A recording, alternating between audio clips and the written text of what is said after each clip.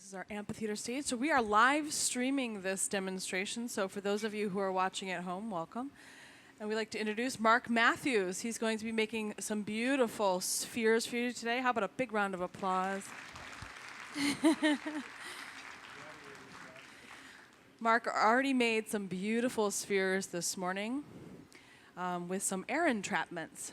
Now the marbles, or the spheres, excuse me, that they're just very large marble-like spheres. He's going to be making this afternoon. We'll have some canes running through them, so some different color patterns. But first, we need a little bit of glass to be the core of these spheres. So you're going to gather a little bit of clear glass and then pick up a post in there. Okay.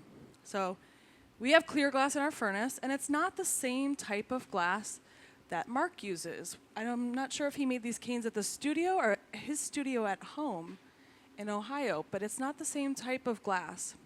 So what he did is he brought a little, or it's not little, it's a big kind of cylinder of glass that's the same type of glass as the canes that he has, and it's his glass at home.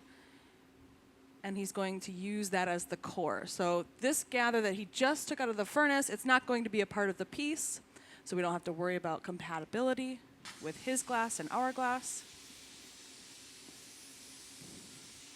It's just a little bit of glass that's going to allow him to stick up the cylinder or the post that's inside of an oven, which they sent up last night. So it came up to about 900 degrees last night, very slowly.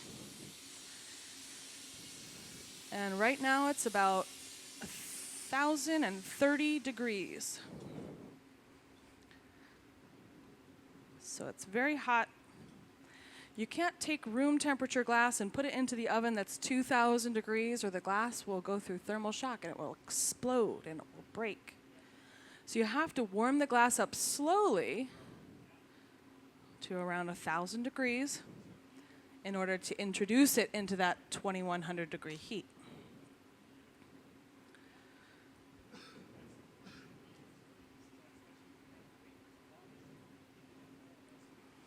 So, the sphere that Mark will be making this afternoon is this one here. It's going to be exactly like this one. So it has a few canes in it. It's got some filigrana cane or twisty cane, and it has these beautiful patterns, the red and yellow cane. If you're not familiar with cane, cane is something we make out of glass, and we take a big cylinder of glass and we stretch it and pull it till it's about the width or the diameter of a pencil. So here's some examples of canes, and I can pass that around and you can see all the different types of canes. The canes that Mark has in the sphere over here is very similar to this Zinfirico or twisty cane, this white one here. And then the red and yellow is kind of more similar to this one here at the bottom. And I'll pass this around so you can get an idea of all the different types of canes that you can make.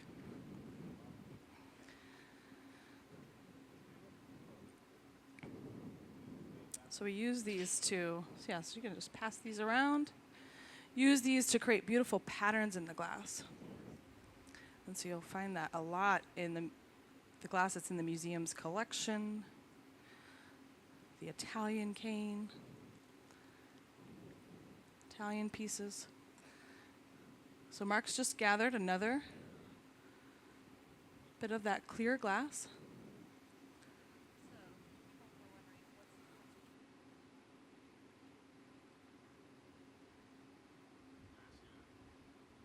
Right, so we have a question from our viewers online about the different types of glass. So here at the museum, in the amphitheater, we are using System 96 cullet.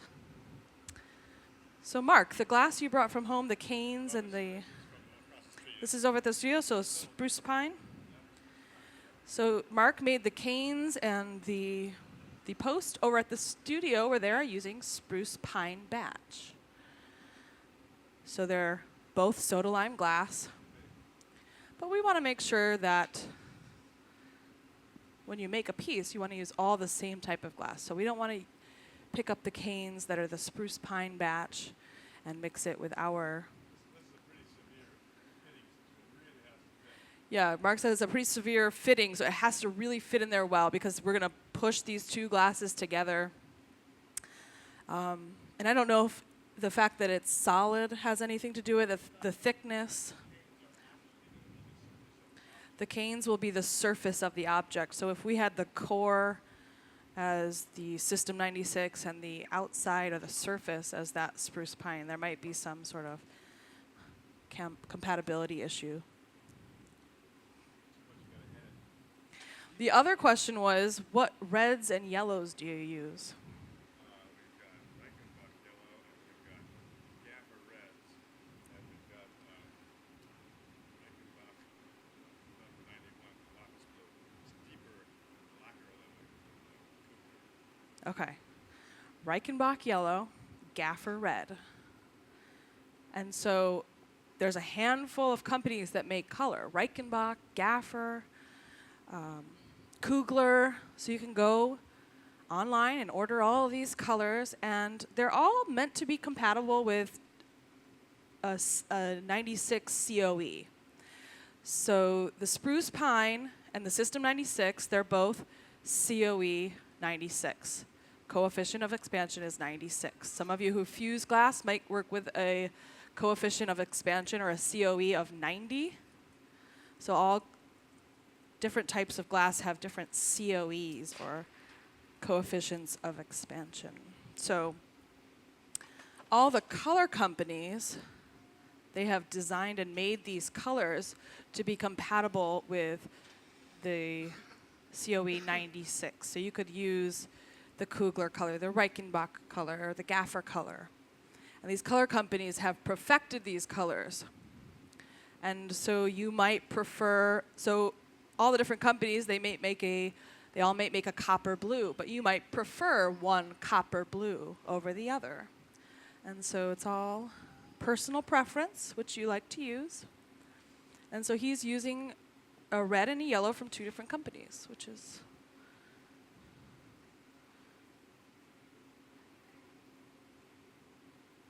all up to Mark. And he said he has a lapis blue. The lapis blue is going to be the core. And I believe he said that was a Reichenbach lapis blue. 91, was it?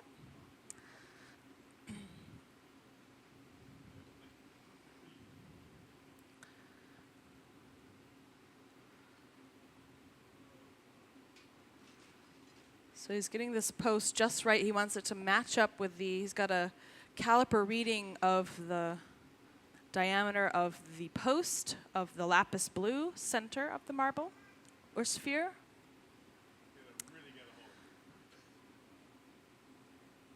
Yeah, he wants to really get a hold of it. It's heavy. It's solid glass. So he's going to pull it out of there. And if he doesn't have enough glass to hold on to it, it could flop around a little bit or pull off the post. And so he wants to make sure it's a really stable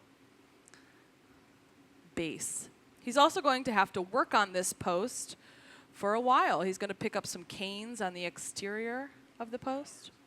About 3 hours worth of work. So he wants to make sure this post is nice and sturdy, well made. This is our foundation, so we want to make sure our foundation is nice and strong.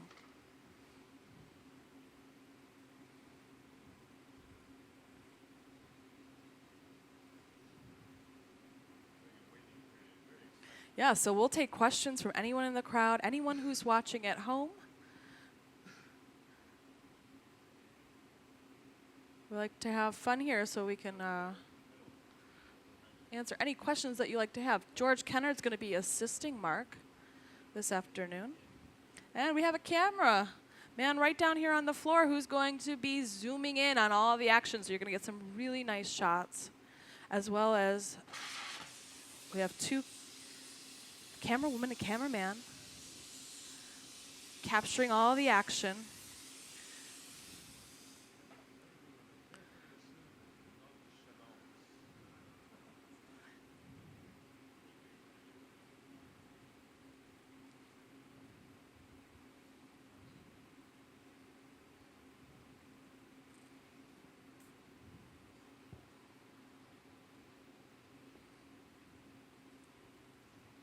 All right, so Mark brought a slab of marble with him. Didn't?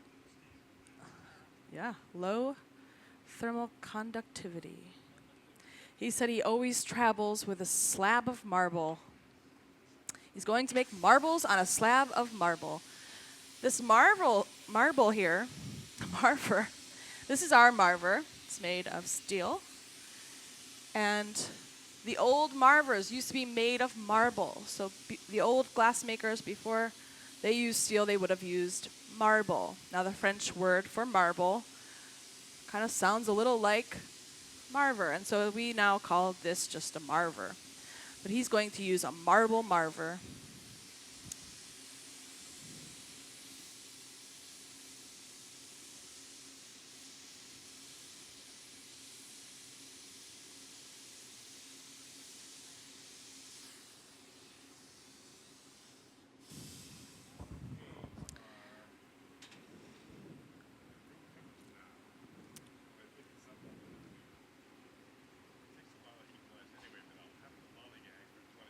Okay, right. So he's going to pick up the core, which is that nice lapis blue, and then he's going to pick up the canes, which are over there by George on that metal plate, and they're at room temperature. So Mark was saying he's going to have to buy some time because we're going to have to, once he takes the core, the center of the marble, out of the oven, he's going to have to put the canes then in the oven and then bring those up to 1,000 degrees. So he's going to have to work on that and kind of kill some time, he said, for about 20 minutes until they become nice and warm. Pop the doors open, yep. All right, so here we're going into the pickup oven. And he'll go in. There's the lapis blue core, and he'll pull that out of the oven. Yep.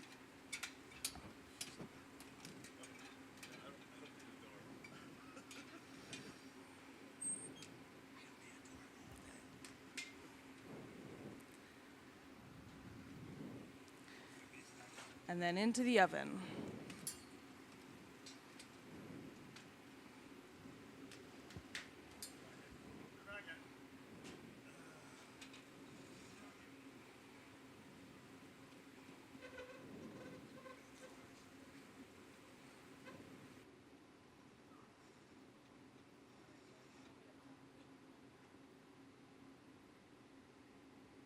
All right, so now he's going to make sure everything's nice and smooth there at the back, cooling off that connection on the cold marver, and then heating up that lapis blue core. Now the core, even though it's 1,000 degrees, we think of that as very hot. But as far as glass making, it's actually very cold. And so it's cobalt blue? So cobalt blue is usually transparent. The lapis blue looks very much like cobalt, but it's opaque. So here's the lapis blue. You can see it's opaque, meaning the light's not going to come through it. And the cobalt blue is transparent. But yeah, in the same color spectrum. So bringing this from 1,000 to 2,000, or close to 2,000, is going to take a little while. You can see that lapis blue is starting to look orange. That means the glass is becoming hotter and softer.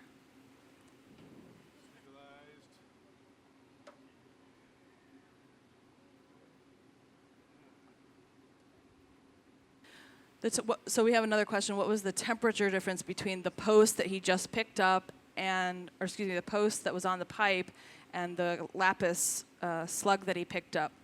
The post, or the clear glass that was on the pipe, was a little hotter than the slug for it to be able to stick and hold. If it was the same temperature as the slug, it would have been a very weak temporary connection. So that slug was a little hotter. It wasn't 2,100 degrees, like soupy out of the furnace. but it was a little hotter than the slug. So he's switching from the metal marver to the marble marble. The marble marver won't take as much heat out of the glass, so he can get a lot more shaping done. A little too much taper? Yeah. So we're waiting for those canes to come up to temperature, and he said we would be pretty close to being ready to roll up those canes, but we're going to let those canes heat up a little bit more. We call this a cane roll-up because you're going to watch him go from one side of those canes and roll them up on the surface of this lapis core. So this lapis color is really beautiful when it's hot. It has a nice orange glow to it. So that's one thing. As glass makers, we can look at the color of the glass and roughly tell what temperature it is. So when we look at this glass and it looks lapis, the glass isn't it's right around 1,000 degrees, not too hot, not soupy hot. But we can see where the glass is the hottest, right there at the end, the tip, because it has that nice orange glow to it. And the tip of that is the first thing in the oven. It's the last thing out, so it's always going to be the hottest part of the piece. No, this will be, I think Mark said this will be 3 marbles. He can make 3 spheres this size, so about the size of a plum or a small orange. So this size, he can make 3 of these marbles or spheres. Yep. So what he'll do is he'll get all the color ready, and then he'll kind of chop it up. And he'll have 3 pieces, and he won't have to go through all the process of adding the canes and doing the color. And they'll all be exactly or pretty close to the same. So he'll just roll it all up and then cut this cylinder into 3 marbles or spheres. Yeah. Here's some examples of the air trap spheres he did this morning, which are actually really, really stunning. Anytime you add air or pinch or pull the glass, it changes the way the light catches, and these air traps create these beautiful silvery objects in the glass. So he's got, I can't remember, what did you call this one, Mark? The Super Jetson 3. If you get a close, can we zoom in on that, Kayla? Whenever you get a chance. There's the Super Jetson 3. It's got these 2 rings and 1 bubble and then these little tiny bubbles that kind of dance around the center. Really beautiful. And then this is the one we'll be making this afternoon. Did you have a name for the one with the filigrana cane? 12 cane filigrana.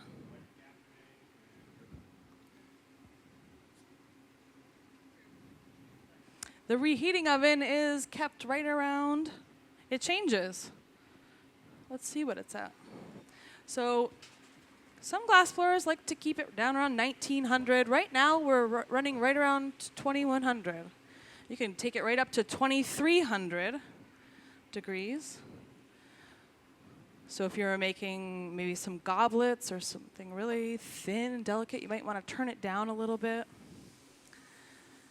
Making something a little thicker, a little heavier, you might want to turn it up. So it's all preference of the gaffer. The glass maker in charge, so that's Mark. And sometimes it's hard to come into a studio that you haven't worked in before. It's like a chef going into someone else's kitchen.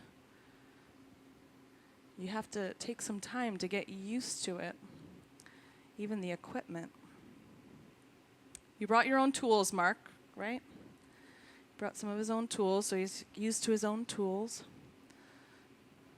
So he's got to get used to our reheating oven and bench and everything, which is probably very similar. He set it up. He came in last night to set it up, the bench just the way he wanted, so he felt comfortable. And then this morning he could have made any adjustments if he wasn't quite comfortable.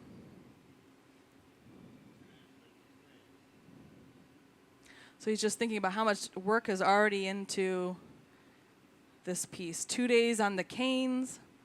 He had to make the slug. So there's a lot of time that goes into making these spheres. Now that's just the time it takes to make this. Mark, how long have you been working with glass? Since 1974. So he has lots of practice. How many years is that?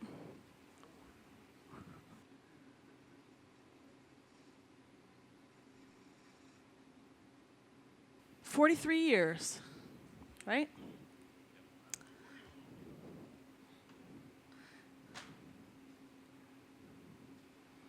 Reducing the taper a little bit. Our electric pickup oven was not compatible with the electric system here, so we're improvising. Yep, we brought a electric Pastorelli, which is this little machine over here from the studio, which Mark likes to use over at the studio, which is just across the parking lot where you can take classes, and Mark teaches classes, and you can make your own glass, or artists can go and rent time. And so Mark likes to use this electric Pastorelli over at the studio. Do you use one just like that at home, Mark? You pick them up out of an oven, a side loader oven?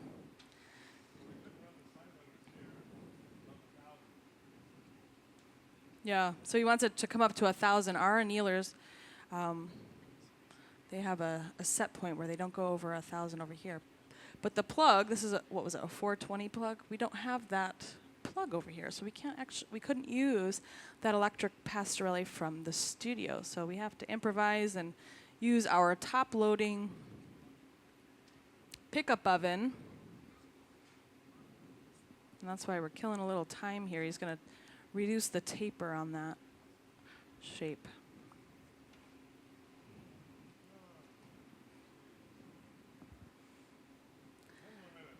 Ten more minutes, exactly. Give or take.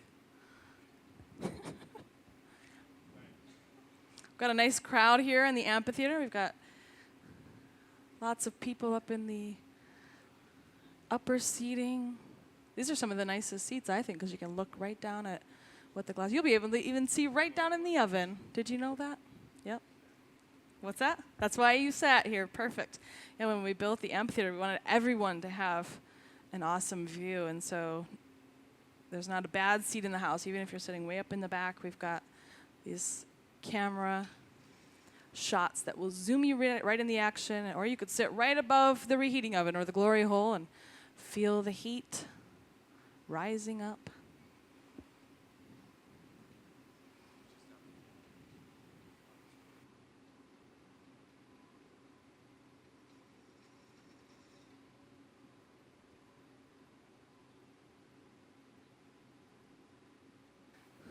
So Eric, one of our gaffers, was just in the auditorium, and he said they were playing marbles. We actually today here have the king and queen of marbles. They were in here this morning. They did a little glass ribbon cutting. And they are the champions of the game of marbles. And so they were here today. Maybe they're playing marbles down in the auditorium. We also have a lamp worker who's making marbles in the auditorium as well. So there's a lot of marble making happening here at the museum today. The marvelous Marble Day at the museum. But we have the master of marbles here, Mark Matthews. He's got a lot of videos online. If you get hooked on this demonstration and you want to see more by Mark, he has a lot of videos that you can buy here at the museum's gift shop, or you can find them online. And if you really get hooked, you can take a class with Mark and learn the process, the techniques, the color techniques. He's mastered all of these color techniques and air entrapments. He was telling us earlier today, like these are some entrapments that he's, square ones and sort of rings and things, but he's made different tools that he can create the alphabet, air-trapped alphabet, and different things, which is not a tricky thing to do because once you trap air in something, it's going to move and the bubble, the air entrapment or the bubble will expand and deflate. And so to keep those air entrapments really crisp is something that Mark has really perfected over the years.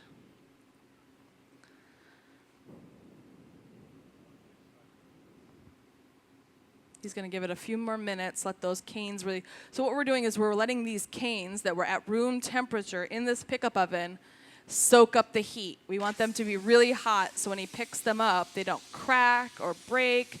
And that's so they actually stick to this core.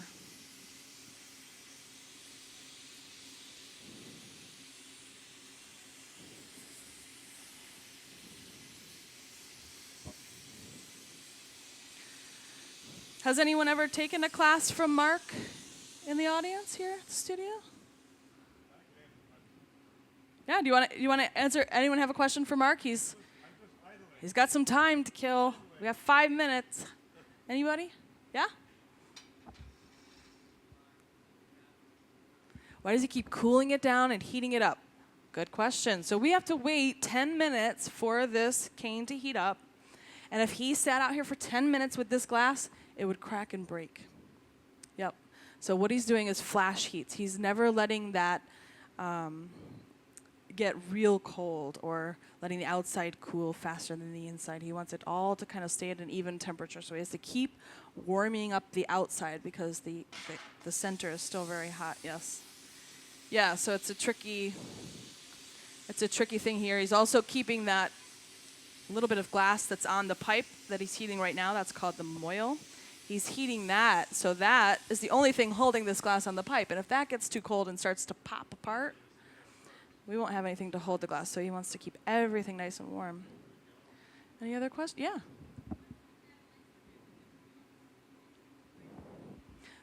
The metal instrument with the prongs. I believe that's the calipers.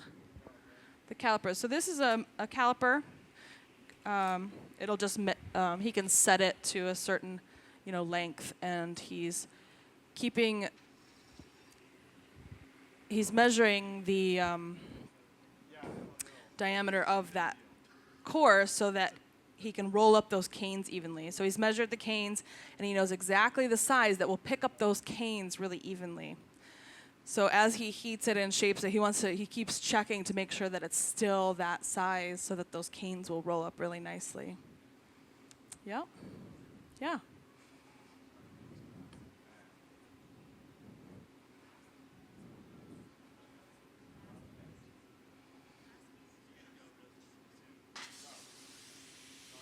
No, so the glass, this facility here, in the amphitheater, we're using System 96 with a COE of 96, or a coefficient of expansion of 96. And that's the System 96 is the brand. Now, if you go walk just a few steps across the parking lot over at the studio, where Mark made the canes and this piece, they're using spruce pine batch, COE 96. So it's the same coefficient of expansion, it's just a different brand.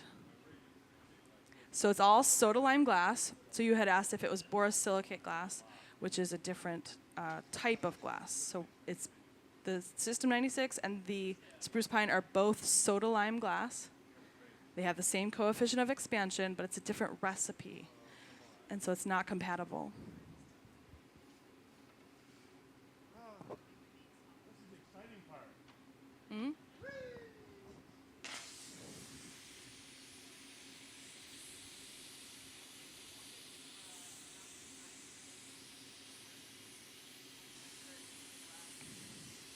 The longest period of time that Mark could work on this piece, he could work on this all day as long as he could keep it hot.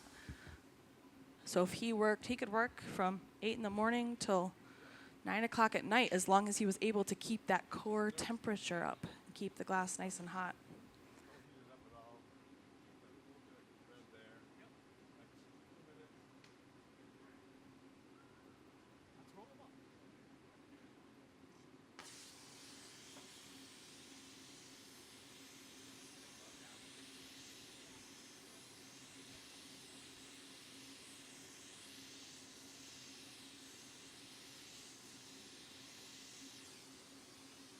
So the other question was, will it always remain soft glass? So it'll always be soda lime glass, which is a soft glass, but it's not going to be soft. It's going to cool and harden to the glass we're more familiar. So this is soft glass. This window here is soft glass, soda lime glass. Soda lime glass is a soft glass, whereas the borosilicate glass tends to be a little bit of a hard glass. And so another part of that question was, when Mark is finished, is it going to go into a kiln and it's going to cool slowly overnight? It's going to go into a kiln called an annealer. And all the glass that was ever made this way did have to cool slowly over a period of time. So for these pieces, they're going to have to cool slowly. And because they're a solid sphere, we'll have to ask Mark what his annealing time is. So some of the pieces that you come in and see at a regular hot glass demonstration, those can cool over the course of 12 hours or overnight. If you go over to the studio and you make a sculpture or an ornament overnight, you can pick it up the next day. So it's fairly thin, fairly small. These solid spheres, Mark might take a little extra time. It might take 2 days to cool. I'm not sure of his annealing cycle, but we'll ask when he comes back. I think he went to get some water. It's important to stay hydrated when you stand in front of a 2100 degree kiln all day. You want to stay nice and hydrated. So he's handed this off to George to babysit it. So it's now George's job to keep this warm. No pressure, George. George has been working with glass for over 20 years as well, and he knows this glass is in very good hands with George. When you work for a gaffer, you treat the glass as your own. So maybe not even better if you're working on someone else's glass. George wants this to be as successful as Mark does, and so he's going to put a lot of love into this piece.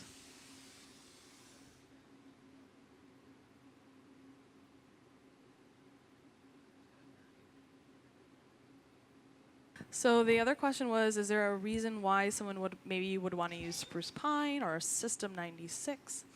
As far as studio glass, it moves a little different. So as gaffers here in Corning, some of us work over here at the museum doing demonstrations, and then we go and make our own work over at the studio. And so we can tell you from personal experience working with the System 96 and the spruce pine, it feels a little different. So we'll make pieces over here, and it's going to take a little adjusting to work with the spruce pine. The spruce pine stays a little hotter, a little longer. It's softer, but it's a very slight difference. We're using System 96 cullet, which comes to us in a glass form, so there's not as much dust. When you go over to the studio, when they charge the furnace or fill the furnace, they'll wear respirators and suits because they're using batch. Now the batch is the raw forms of the material, so it's a powdery form. It kicks up a little bit of dust, and it melts a little. It takes a little bit longer to melt it into clear glass, where the cullet it's already glass. It's going to take less time to melt into the molten glass. And so it's all a matter of preference. But yeah, so a lot of artists like to work with the spruce pine because it's a little softer. The pipe is made out of stainless steel. It gets way too hot to handle. If you see that pipe, see how it goes from shiny metal to discolored metal? That's the hot zone. So where Mark's left hand is right now, that's probably as close as he can get. That's like a warm cup of glass. In your glass career, you do that once or see someone grab the wrong end of the pipe once. Just watching someone grab it once in the wrong spot is enough to prevent you from doing it.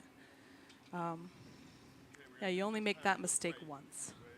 It is very hot. If the pipe were to become too hot, we could take it to this little kind of square box at the end of the Marver, and it pushes up a little bit of cool water, and so you can lay the steel pipe into the trough of cold water and cool the metal off. But for the most part. Stainless steel is a fairly poor conductor of heat. So the heat doesn't travel too far up the pipe. Occasionally you'll hear us refer to them as irons. They used to use iron to make the pipes, but today we use the steel. All right, so George is going to go in and pick the canes out of the oven. They're going to bring it up to a height that's easy for Mark to roll up. So here we go. The moment we've been waiting for, the cane roll up. Now you can see that lapis blue is very orange. It's very hot, very sticky. And just like that, the last one to fill in the space. A beautiful cane roll up. What do you think? Not the first time he's done that. He's got it measured out perfectly.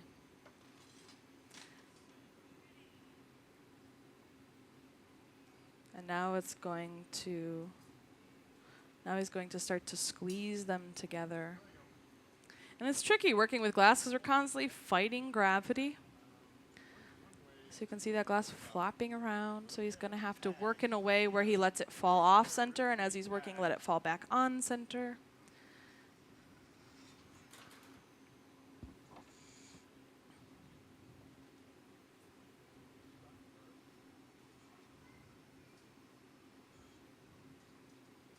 So he's taking these tweezers and just kind of gently pulling the canes together, making sure that everything's evenly spaced.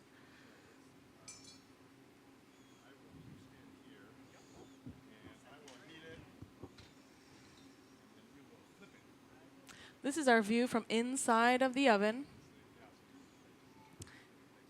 And no, there is not a camera inside the oven, but right behind the oven. And it's not a special camera, but a special window. And that window of glass is made of a type of glass called fused silica, which was developed right here in Corning, New York in the 1930s. And it was the glass that Corning gave NASA when NASA came looking for a glass to use for the space shuttle's windshield. So they gave them that fused silica. It has a very high melting temperature, and so it won't melt in the back of that 2100 degree oven. And it won't melt as the shuttle re-enters the Earth's atmosphere. So fused silica. There's a whole display on fused silica up in our innovations gallery here at the museum.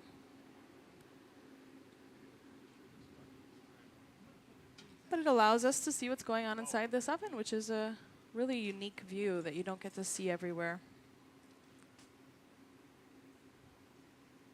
But it's coming from the back of the oven, so we're kind of looking out of the oven through that hole.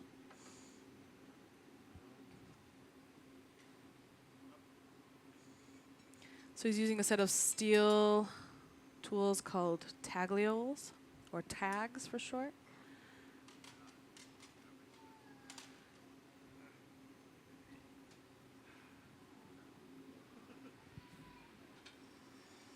So we do have a very textured surface now. You can see the white canes, or the filigrana cane, is a little bigger than the red and yellow cane. And so the reason you would want to have two different sized canes is because once they flatten out, it'll leave a wider area. So the white filigrana will be a little wider, so it'll have that skinny red and yellow cane, then a wider white filigrana cane. But eventually, he's going to smooth everything out, and I believe he'll use that marble marver, that thick slab of marble.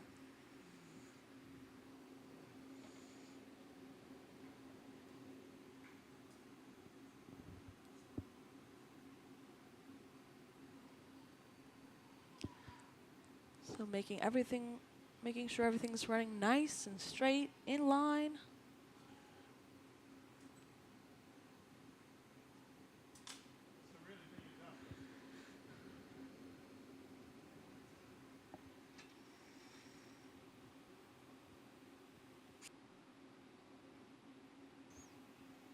Still doing all right on questions?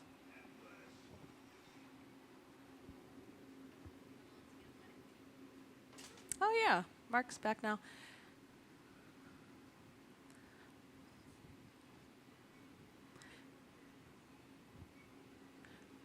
Mark, what's your annealing time for this size sphere? Normal paperweight cycle. About 12 hours. Yep.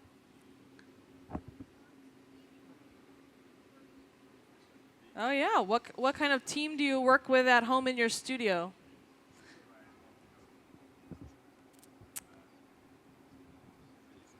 Okay. Yeah. Okay, we've got a couple questions we're gonna get answered.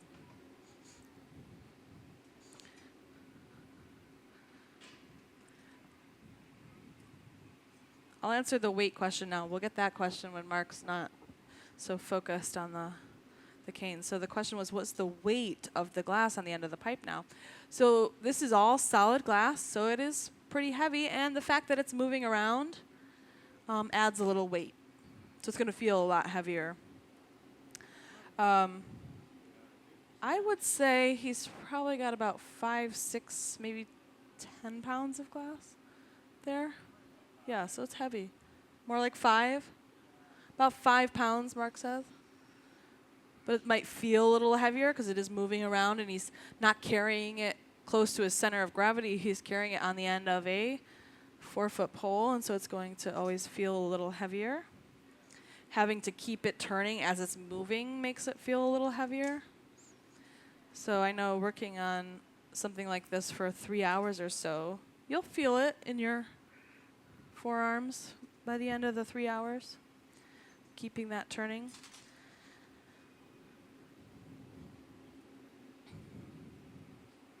So he'll probably be happy once he gets everything smooth and he can start cutting off spheres.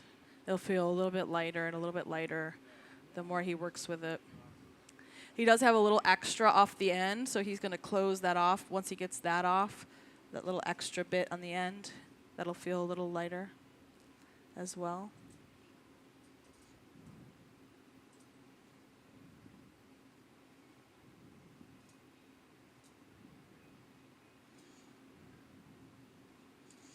But you can see in these spheres, the canes are really straight and everything is perfectly placed. So it really pays off to spend all the time working on these little details, making sure everything's just right.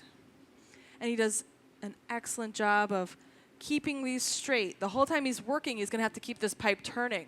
And it would be really easy to turn the pipe in one direction and let these canes twist up.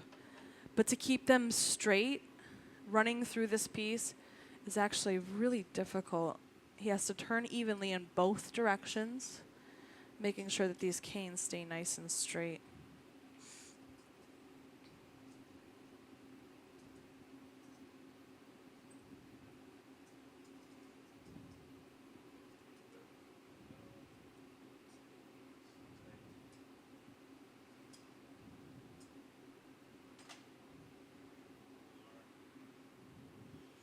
He said a little bit more. He wants to work on it just a little bit more before he starts to melt it all down into a really smooth shape. So once he gets everything nice and straight and just where he wants it, he's going to go through the process of heating it up and pushing everything down into a smooth surface, which will take a little time.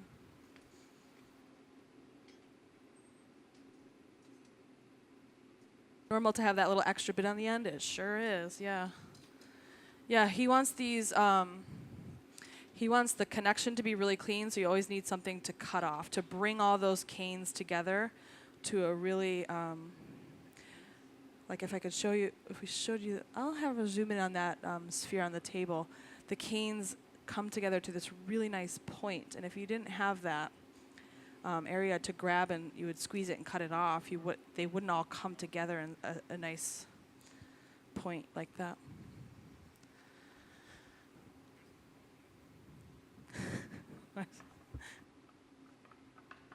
Why does it look like a hot dog? Well, probably because the canes look like the bun, And we've got that little bit on the end, so that looks like the hot dog coming out of the bun. And it's just part of the process, the hot dog process. How does it turn into a marble? Yeah, that's the good question. So he's going to take this hot dog, and he's going to cut it into thirds, and each third will become a round sphere. Yep. So we're going to cut this hot dog shape up into 3 spheres. Yep. So when he's finished, trust me, it won't look like a hot dog anymore.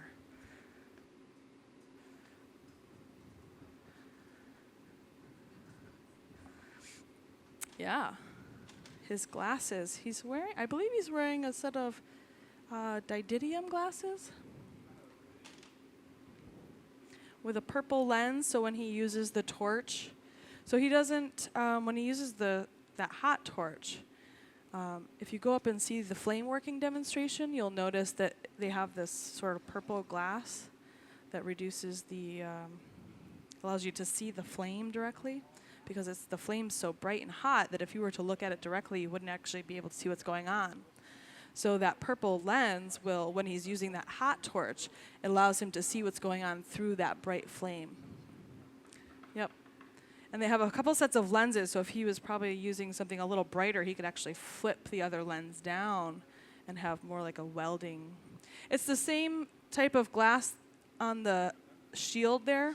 You can see on the heat shield that he was just working at, there's a little sheet of sort of like a greenish black glass that the gaffers can look through to cut down that flare.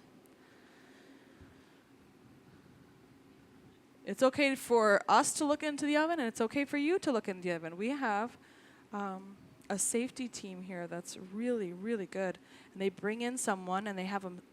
We've seen them do it. They come in, they sit in all the different seats around the shop, and they measure the amount of UV rays that are coming out of that oven. So if you were to stand up here and look through that UV, or look into that oven, and you're worried about the UV, there's no problem from where we're sitting.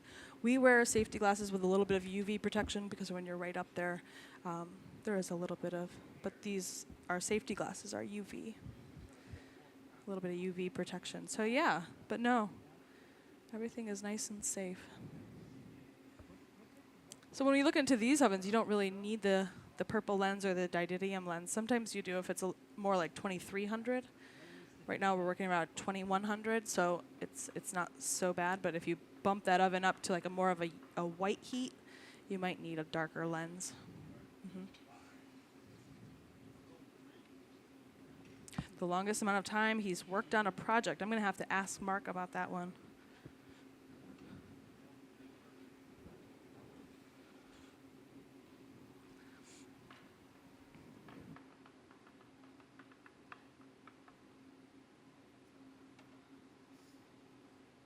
We want to know, we have a couple questions for Mark. We have a question, what is his team like at home? So does he work one assistant at home? Yep. Mostly. And the other question was, what's the longest you've ever worked on one piece? 7 hours. Canes as big as Kugler bars? Yep. George, you want to show us a Kugler bar? If you talk, if you talk to us, oh yeah, Kugler bar. I didn't even know that size. These are our bars. So these are actually Reichenbach, and the Reichenbach, we're pretty close to the Kugler bars. So they're about this big. So Canes, as big as this, he worked on for 7 hours. So this is how we get our color, our glass color. This is concentrated bars of color. So this is actually a Rosetta green, which is a really bright green, and it looks black right now just because it is so dense. It's so concentrated. But it's as green as the tags that the museum gave you for admission. It's a really bright lime transparent green. We got another green over here, which is probably a little lighter because I can see it's not as dense, yeah. So this is a Hellegrun Uxtra. So this is Reichenbach 267. It's all in German. They're all They're all German.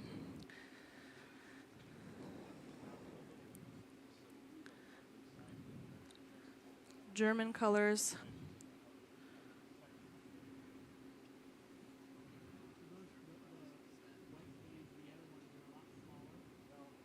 Okay, yeah, that's a good question. How many?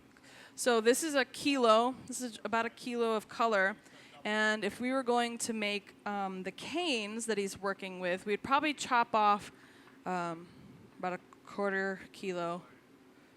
And then we would work with probably about 5 or 6 pounds of glass. But if you wanted to make a little ornament, you could chop off a little sliver of this. Or a cup, you'd just chop off a little sliver. Or a marble, a very small marble size of color that would make a nice ornament or a cup. So it all depends. And if you wanted to make something, so George likes to make really large pieces. Sometimes he might just use this whole bar. 'Cause if you're going to make a really large piece, you got to add more color. So it all depends on the size piece that you want to make.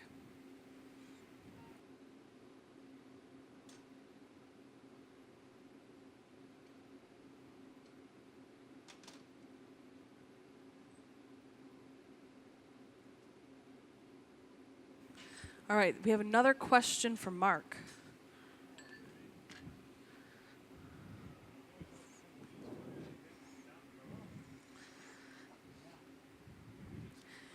He's got his bandana on.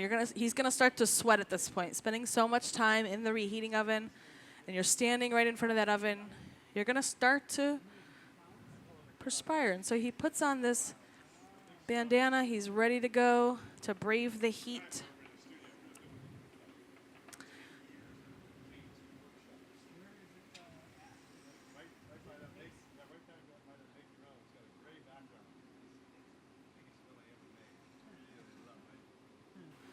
So Mark, we have a question. What first sparked your interest in glass?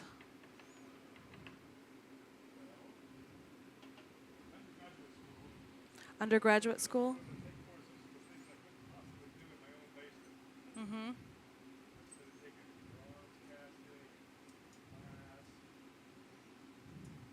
So in university, in college, he took some classes in bronze casting and glass and metal sculpture, welding. Yeah, stuff he couldn't do at home, he wanted to try in college, and looks like the glass stuck. He's brought some tools with him that he's made himself, so he is quite the craftsman. Makes his own tools. Because when you make some pieces very specific like this, and there's not always a tool that you can go to the store and buy or go to the catalog and buy, and so sometimes it's nice to be able to have the skills to make your own tools. You know exactly what you want, and you can make your own tools. And then, of course, there's the standard glassblowing tools, which everyone has, the jacks and the tweezers and the taglioles. Yeah? Yep. Yeah, when he's rolling it on the marble, he's pushing those canes. So what we're looking for is a really smooth shape. No creases, no bumps. And so what he's trying to do is make the sphere, which is a perfectly seamless. So he's pushing all these glass, and I do believe he has to be a little careful how quickly he pushes them together, because if he pushes them too quick, he could trap air in between the two canes because they are round. And so he has to make sure everything goes together really smooth and slow to get these really smooth, clean lines. So here, I don't know if we can zoom in on this one again.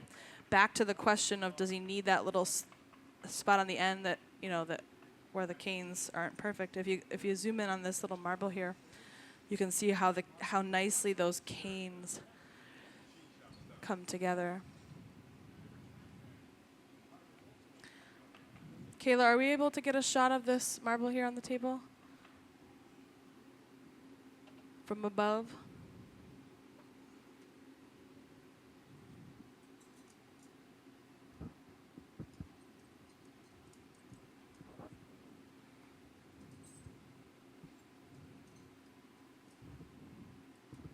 So you can see how nicely they come right together at a nice point. Try to block the light. I don't know where the light's coming from. But they come together at a really fine point. There we go. It's a nice shot. But if you didn't cut that off, it would just be a big kind of blurry mess. So cutting that off brings all those canes together at a nice point.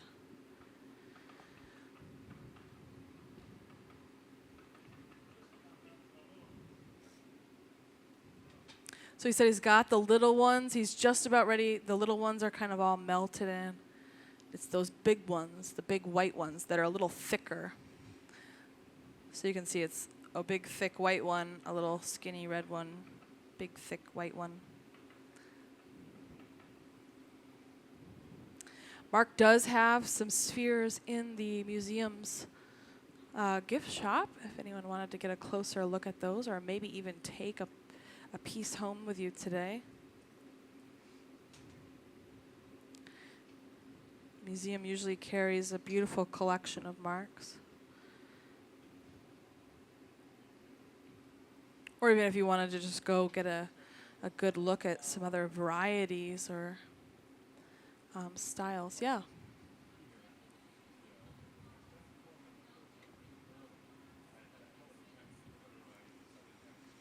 Okay, so how do you use the color rods? Those color bars we showed you earlier. So what we would do, there's a few ways to work with them.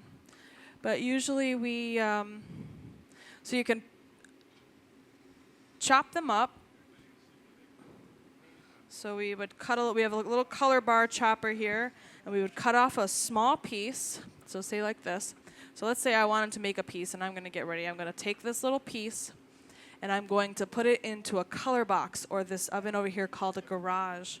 And I'm going to turn the oven up to about 1,000 degrees so that this little piece becomes hot. Now there's a few things I can do after that. I can pick this little piece of color up on the end of a blowpipe, and then start a bubble in it, and then gather clear glass over top of it. Or I can have someone else pick it up on a solid rod, get it really hot and gooey, almost like chewing gum, and then I can drop it over a clear bubble. And that's called a color overlay. So I can pick it up on the pipe, start a bubble in it, or I can have someone bring it over to me and I can push it over the top. Or if I was making the canes, like Mark has made for this piece, I would take the color and stick it up to a solid rod, and in this case I would need a little bit more color. Then I would gather clear over top of it a few times.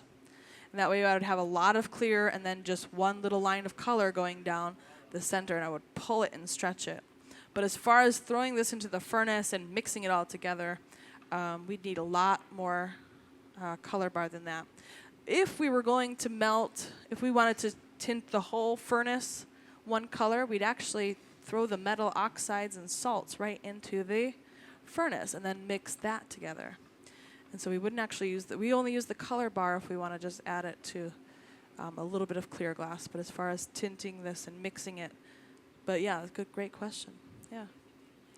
It's a layer, yep. So the pieces you see here, like this looks like pink glass, right?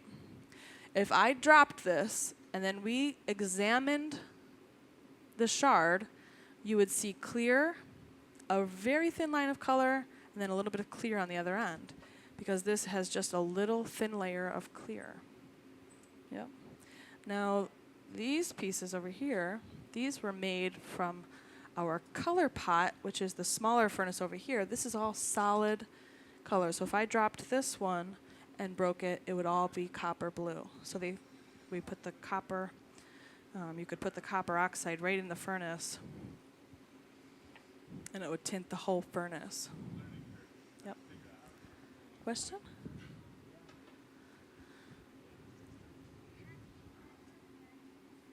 Has he ever burned himself? Mark? I'm going to answer that one for Mark. I'm sure Mark has burned himself once or twice. It's just it could be possible that he's never burned himself. But I find that A little hard to believe. I know as glass makers, we've all had little burns before. I'm sure he hasn't burned himself too bad. But yeah, it is a hazard of the job. I will say. Hmm?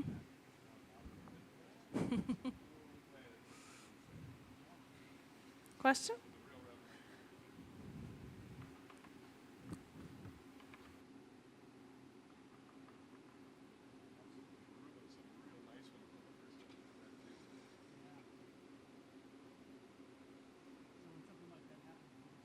All right, this is a tricky question because he's been working with glass for 40 years.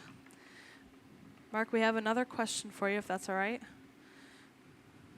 Out of all the pieces that you've made, is there one piece that you, like your favorite piece or something that stood out about a piece that you really loved? What's that? 5 years of accumulation of the Mesosphere, edition of 6, $97,000. I have one. Got a postcard. They're on a postcard? They have population portrait number 8 up there on the walkway. A jar of marbles. Don't we have it in the one of them in the collection? Yeah, it's in the it's on display right now, isn't it? Number 8. So he did a series of jars of marbles. And how many of these pieces did you make? 6. The one upstairs, there were 6 in the edition of sale. Those were $12,000. All sold before 1991. So sold before 1991 was a jar of marbles, a collection of marbles in a jar, and those were some of his, favorite, something that really stood out. Yep. The reason he was making marbles as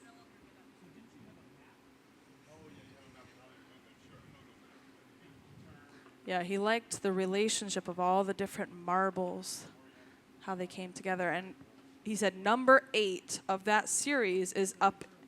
It's right now in the hallway up here, so you can actually check that out here at the museum. It's right at the top of the escalator. You turn left, yep. Or if you're exiting here, you can take a right, and it's right at the top of the escalator. It holds 81 marbles. 81 in that particular piece. So 81 marbles, and it's a stunning jar of all these different types of marbles. Yeah.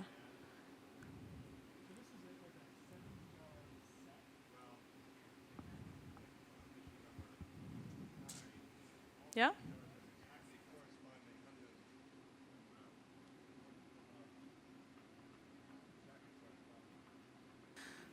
Do you have a favorite glass color, Mark? No, they're all his favorite. And they're coming out with new colors every day. So it's always hard to pick your favorite. Yeah? How long does it take to make one piece of glass? Well, it's going to be different for every piece. So this morning he made a marble or a sphere, just like this. And from start to finish, it took about 30 to 40 minutes. Now, it does have to go into an oven where it goes and cools for about 12 hours. So that piece would take, 12 hours and 40 years, because Mark's been working with glass for around 40 years. So to be able to make something just like this, 12 hours, 40 minutes, and 40 years. This piece here, he made one similar just like this earlier this morning, and that one took about an hour. Has a few more bubbles. And then this piece here, we've been working since 1 o'clock. It's now 2 o'clock, and we're not even close to being done. So these pieces are going to take a little bit longer. Plus, he already has he's got quite a bit of work into this already. He made the canes, which took a couple days maybe. Yep. A couple days to make the canes. And now he's just putting it together and finishing it off. So this piece is going to take a little longer than, say, the clear bubble entrapments. So every piece is a little different. They're all going to take different amounts of time. Yeah? The most unique material he's ever used. That's a good one. Mark, what's the most unique material you've ever worked with?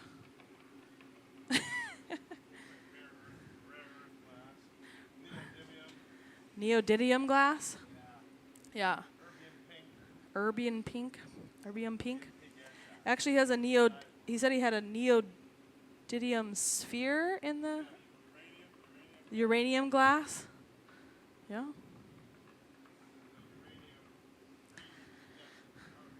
He said out in the gift shop, there's a uranium green Jetson, a marble just like this, or a sphere just like this, that's made out of that uranium green. You can check that out down in the gift shop.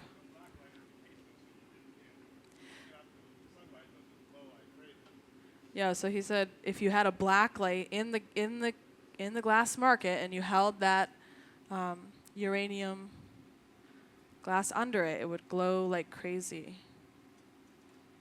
Yeah.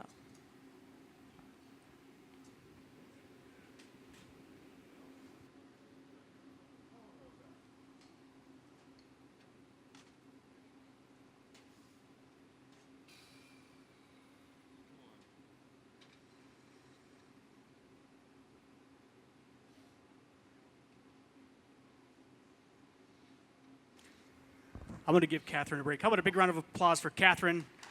What a great job.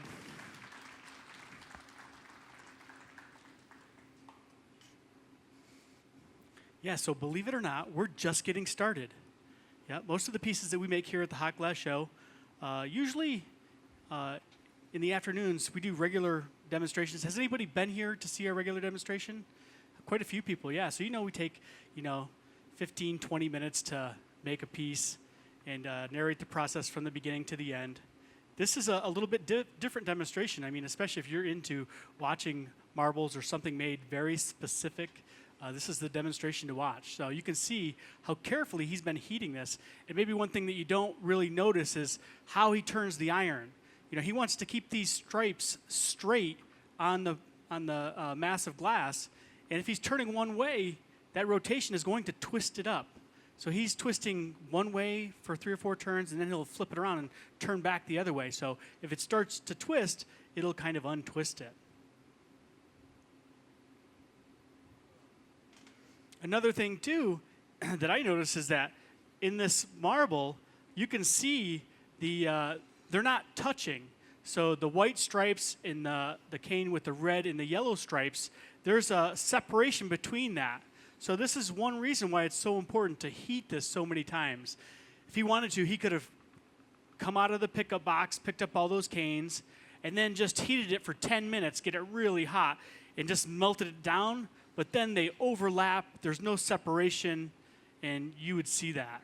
So he's very methodical in how he designs and executes this type of piece.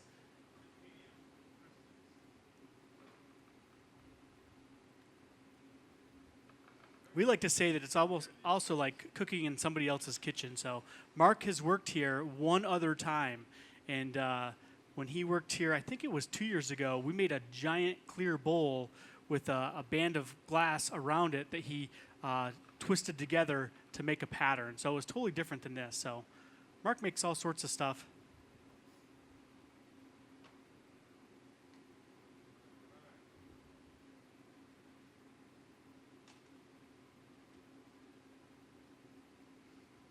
So you can see when he's using the tweezers, he's really, keeping those canes straight.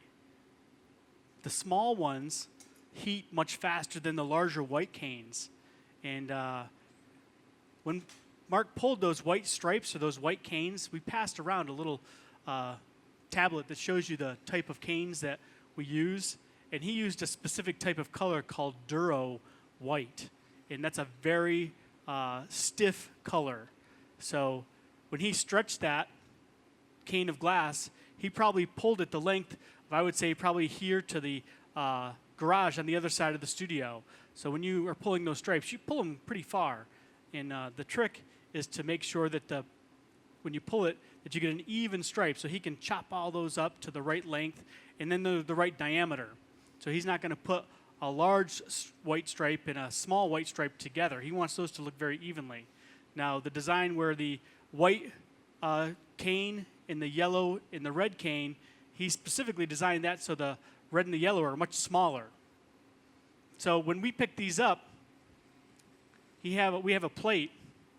I don't think we explained this to you either, but this plate of steel has ribs in it, so you can lay them out there and keep them separated.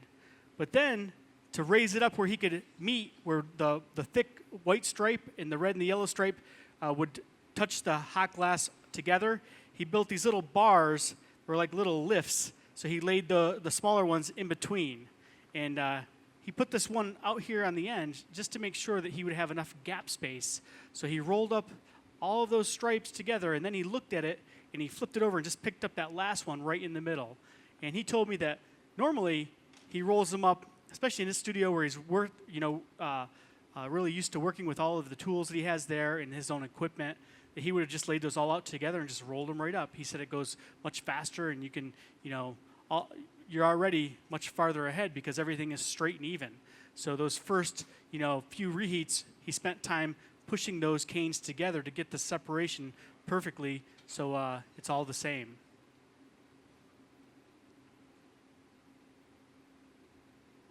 Are there any other questions? Yes.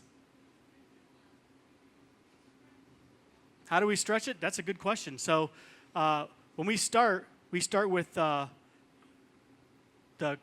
white color on the inside, and then we gather clear over top of it. So usually for a pole the length of this studio, we'll start with a bar about maybe 2 inches long. That's it, very small. And then you gather clear over it 3 times. So you have a lot of clear over it, a little bit of color on the inside, and then one person makes up a post. They take a solid rod and it'll make up a clear puck, and you heat it up, shape it just specifically for the pole, and you stick one on the other, and then you start to stretch it. But it's very timed. So when you do this, the temperature has to be just right from the inside to the outside. The shape has to be just right. It's usually much wider on one end than the other. And so usually when you're pulling it, the person that's pulling the cane will take the thick part of it, give the thin part to their partner, and then you slowly walk back while you're looking at the glass, flipping it back and forth. So you can tell if it's really thick, you can pull a little faster. If it's getting too thin, you want to slow up. But usually when you first start pulling cane, sometimes it'll pull off into a really thick lump because your timing's not right. So I think everybody in the beginning, they never get a perfect cane pull in the beginning. We stretched it in one pull, yeah. We should have put up a cane pull and stretched a thing of cane.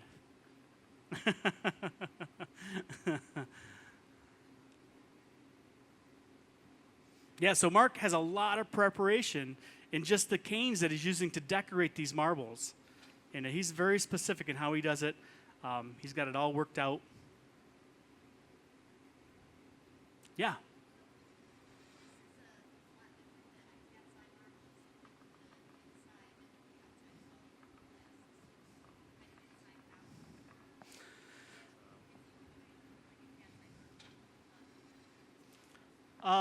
Yeah, I would have to see what a cat's eye marble looks like. You have one. All right, let's do a little show and tell. It's always interesting as a glassmaker, especially up here in the collection, we're always looking at a piece of glass and trying to figure out how it was made, especially if it was made, 1,000 years ago. There's many objects up there that I've gone and looked at and tried to figure out how it was made.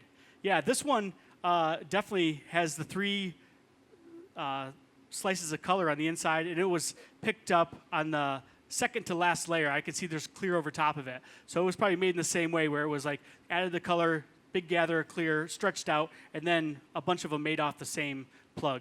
You wouldn't necessarily do the work of just putting those 3 bits on for one tiny marble. Yeah, so all the color that he's using right now, what you're seeing, it's all on the surface. So he's got that big clear blue plug that he picked up out of the pickup box, and then he put all the canes on the surface of that, so all the color is on the surface of the glass.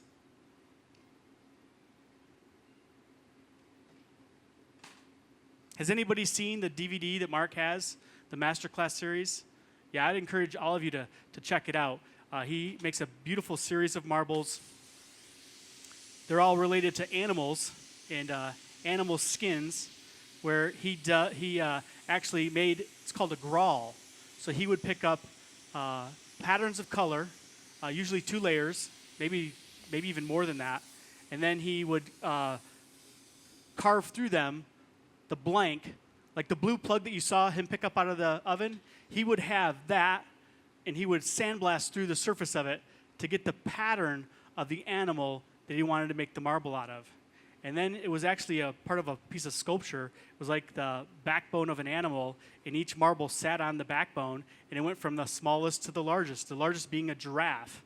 What was the smallest animal on there, Mark? Was it a cheetah? Colobus monkey. How many marbles on that set? The last one had 19. So it's amazing when you look at these marbles, you think it's actually, that animal. And like I said, the size goes from the largest to the smallest. And he measured it out by weight, how large the animal was and how big the marble is in that collection along with the rest of them. So they're correct.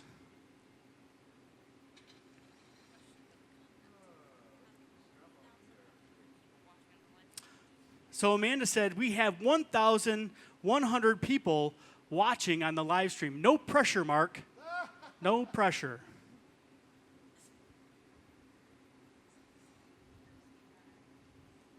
I'm going to come out there and grab your questions. I see Eric's here. He's going to back up Mark if he needs any help or needs anything.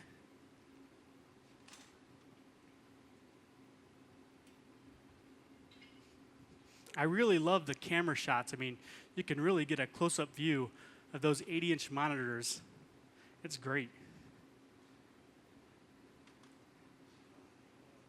So you had a question? Is he going to name the project that he's working on? I think that this marble has a name. Mark? 12 cane filigrana. 12 cane filigrana. That's what it's called. Yep, so the type of cane that he's using is called filigrana. And I think it looks like the American flag to you.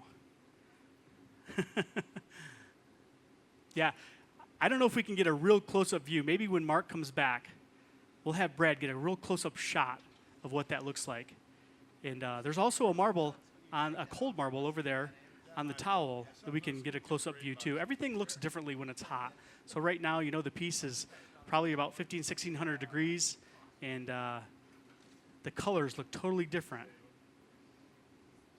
Now, when he slows the rotation down, you can really see those white stripes of the large cane that he used. Now, he left a little space in there intentionally. Thank you.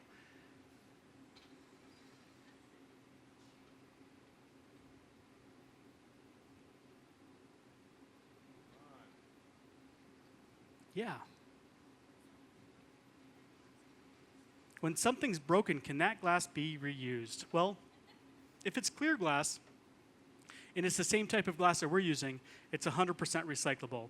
So if we have a clear piece that we've made and it gets broken or we're not satisfied with it, we'll actually break it up and we'll recharge it into the furnace, as long as there's no color in it, because our furnace, that's our main piece of equipment right there in the middle of the studio, that holds 1,000 pounds of clear molten glass. So most of the color that we use, we actually add after we gather the clear out of the furnace. So we don't want to throw colored glass back in there, or it would contaminate all of the clear. So if it's clear, it's recyclable. If it's got color on it, usually we send that to the recycling center, and they crush it up, and they put it into the roads. You ever driving down the road in the summertime and see all those sparkly bits in the road? Yeah, those are all of our broken dreams. You set me up really well for that one. Yeah, you have a question? How's he going to make it round? That's a good question. So the end of it right now that he's working on, that's going to be scrap. Actually, some people that I know, with all of that work and time put in, you know, there's the little bit on the end. Some people will save that. And I'm not sure if Mark's going to save it or not. Mark, do you ever save the ends of the pieces when you cut those off? So Eric's going to grab that with the wooden paddle, and they're going to stick that in the oven. And then once he has that bit cut off of there, then he's going to start working on making it round. So he said that he wants to make 3 marbles out of this one plug. So we're going to break this off. Eric catches it. We're going to stick that into the oven. This is still really hot, so Mark said he can fix it up. I can see it's glowing nice and red. So we wouldn't normally put a piece that hot away in the oven because it's probably going to get a little kiln marks on the bottom of it from it being still too hot. So when we usually put the pieces in the oven, we make sure that they're below 1,000 degrees. If they're above that, they can actually, stick to the kiln shelf in there or move a little bit. So with the marbles that Mark made this morning, he actually finished them on the hot side, so they're actually made the same way. They're actually drawn out and cut down to a very tiny area, and then he breaks them off on a piece of brick. You can see that piece of brick on that table. That's got a little groove cut out of it that he can stick the marble in. He'll heat the top of it and pull it out and cut the excess off. That gets rid of any crizzle or any jack lines or marks on that surface. And then he takes a torch and he fire polishes it, really smooths it out. By heating it up, he can smooth it out and make it round. And then the last thing he does is he puts a little compressed air around that to cool it down so it doesn't mark it when we put it into the oven. See, right now he's cleaning up the tip of this. He's got a pair of pliers that he's squeezed it down, and that piece of graphite paddle, he can smooth up that area.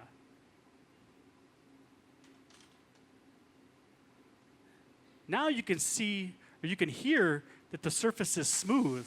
Remember before when he first picked them up and he was rolling it on the marble? You could hear it go clunk, clunk, clunk, clunk, clunk, clunk, clunk because they were raised. Now that's all smoothed out.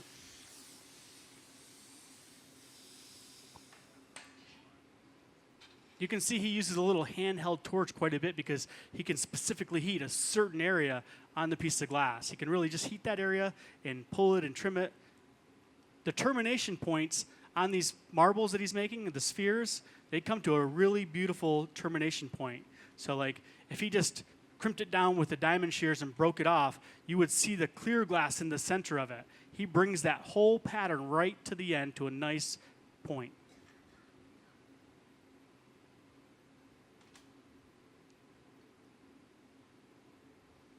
You can see the end of it where he's been heating it too. You can see how it's got a little more color than the glass towards the iron.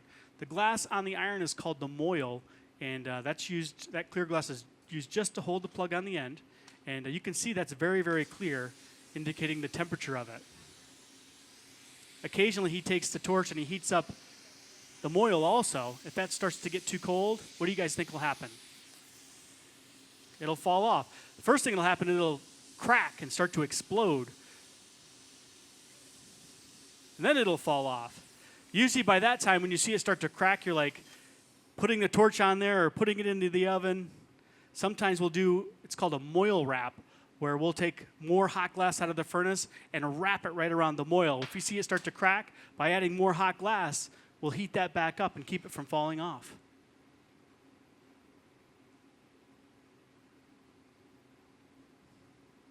So it looks like he's got that really squeezed down there at the end.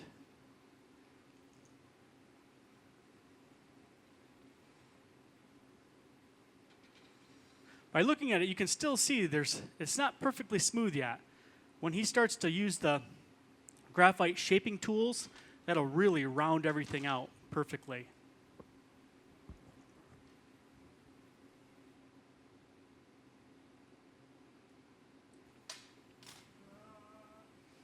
There it is.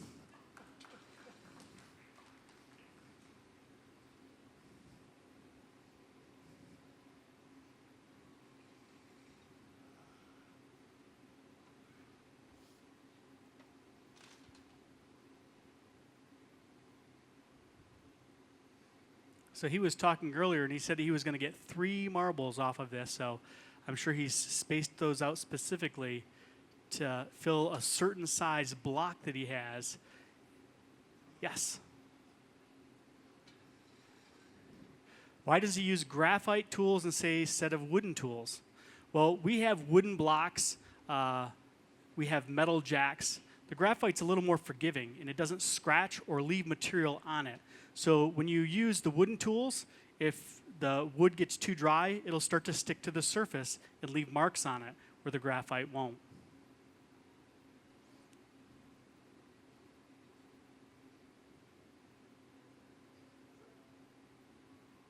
Now you can see he's using that graphite to push that back. I can see it getting a little bit wider. He's already starting to shape it up where he can fill that block with the glass right at the end. By pushing at the end of it, pushing it back, he's making it shorter and wider. Shorter and longer and shorter and longer until the ribs disappear.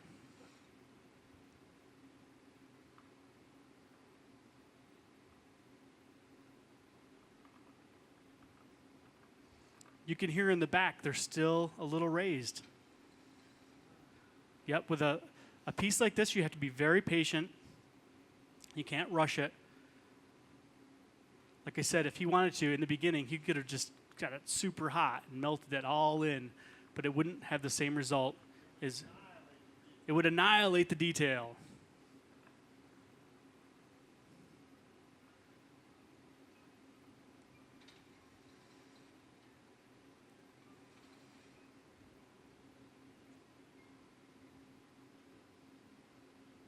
See how careful he is about turning one way and turning the other? They're still perfectly straight.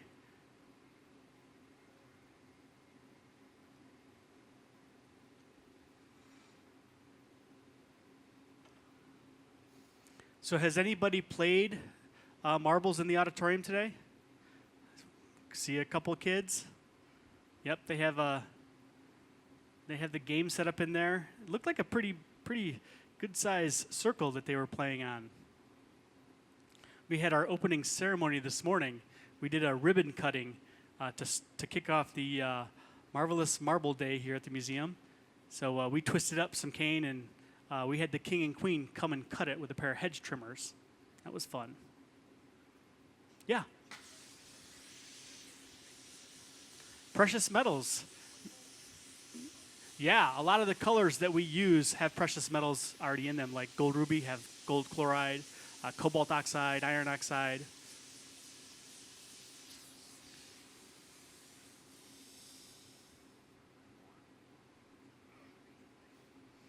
I've got a crazy answer.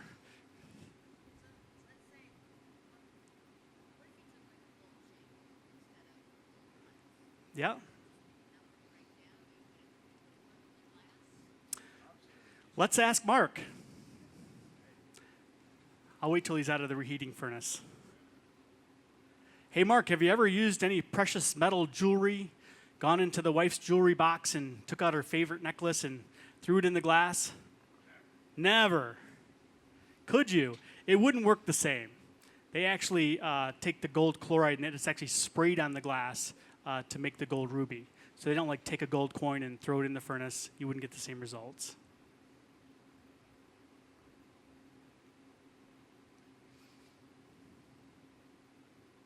Now, I have actually seen people use copper and stick it in the glass, but every time you use a metal like that, it has to be compatible with the glass that you're using.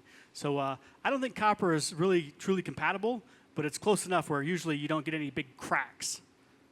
Not saying sooner or later you're not going to get cracks in the surface, but I've seen people take a pattern into a piece of copper and pick it up and make a marble out of it.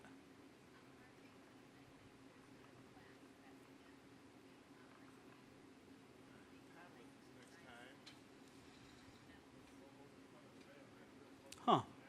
Yeah, I see a lot of that on the internet where people putting, precious stones in the glass. Like I said, everything that you put in there has to be compatible.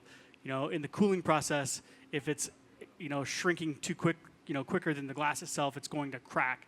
You'll know usually right away if it's compatible because when it comes out, it'll have a big crack on the inside, sometimes straight to the surface of it. We have a question up here.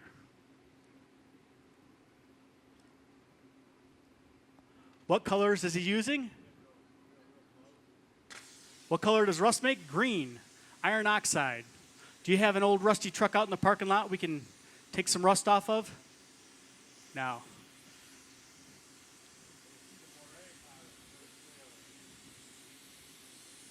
There's a really good close-up. Now you can really see all those stripes. You can see the termination point too. It comes right to the end, right to the tip.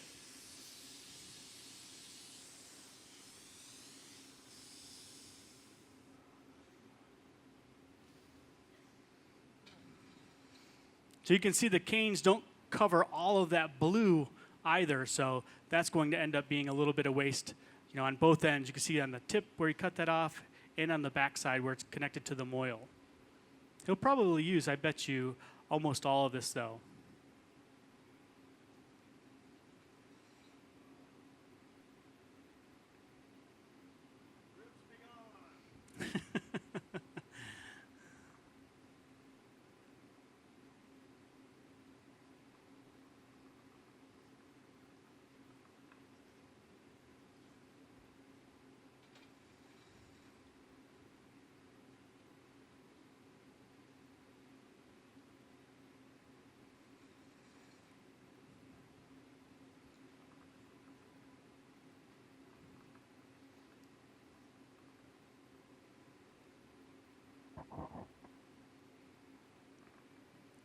Mark, in terms of size, what's the largest marble you've ever made? I know that the giraffe is 6 inch, 12 pounds. That's pretty large. In comparison, we don't really per se have a marble collection, but we have a paperweight collection up in the galleries, and there's a paperweight up there made by Josh Simpson. He's a pretty well-known glass artist. Actually, his wife is an astronaut, and he makes these worlds. And he has one upstairs that's 109 pounds. Yeah, and the annealing process took over 3 months to cool that piece of glass down. It's only a little over a foot. It's only a little over a foot. It goes up exponentially to the third power. 5 inch weighs 7 pounds, and a 6 weighs 12, and a 7 weighs 19 and a half. So the larger you go with the piece, the larger the tools, like the pipe that he'd be using. He wouldn't, make a 100-pound piece on this sort of pipe. It's large enough to make this size here. Anything larger, he'd want to scale up the pipe so it would be easier for him to turn.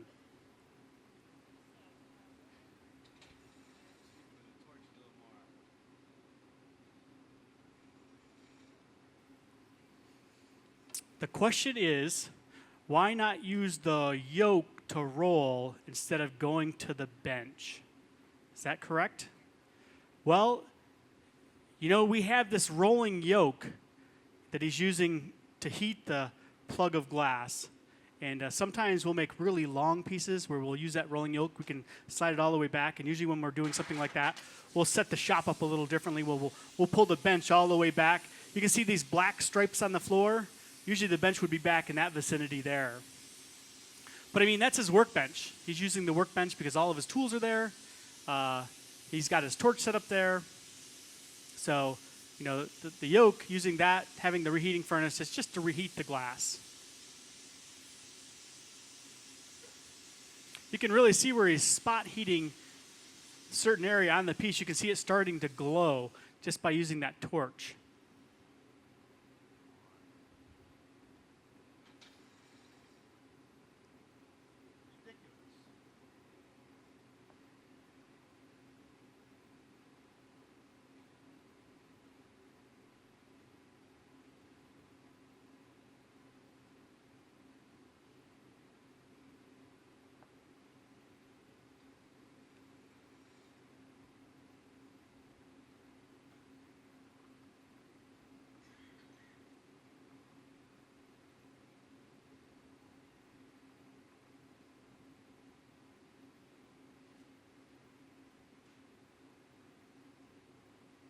think he's trying to use the steel table to untwist that a little bit.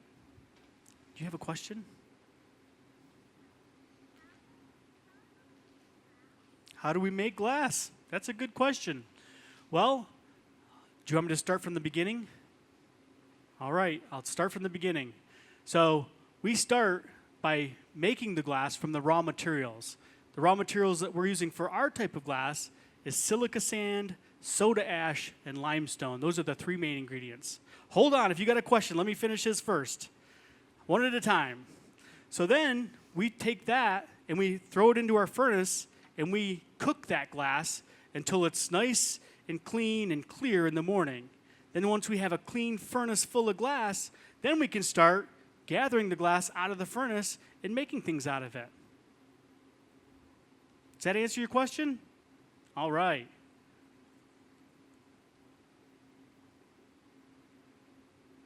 What's your question?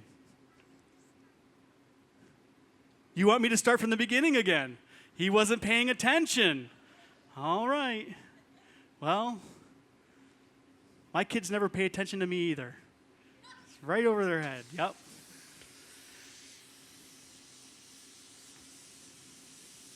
So here at the museum, we have this shop. You know, we're using this for demonstration purposes, but we also have a shop across the parking lot.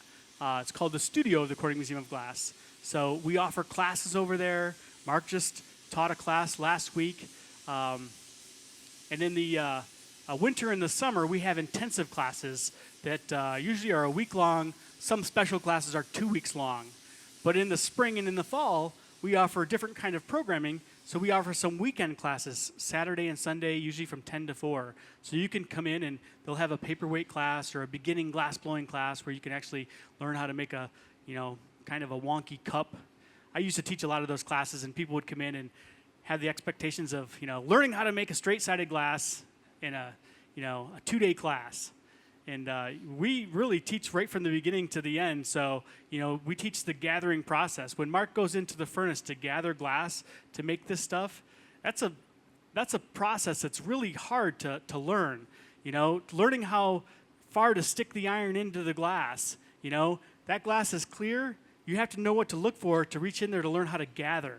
So they'll walk you through all those basics of learning how to gather, learning how to blow, learning how to use the wooden tools to block, to shape the glass. I mean, Mark's making it look very easy, but there's a lot of things that are going on that you don't really realize, that are happening.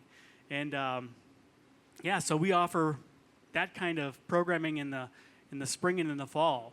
Actually, for local people, we have a 10-week class, usually on a Tuesday or a Thursday, and it's from 7 to 10 in the evening. Those are a lot of fun, too. But, yeah, it's a great thing to be able to come in and go through the collection and see things in there, and then come to just try to make a straight-sided glass to figure out how it was done.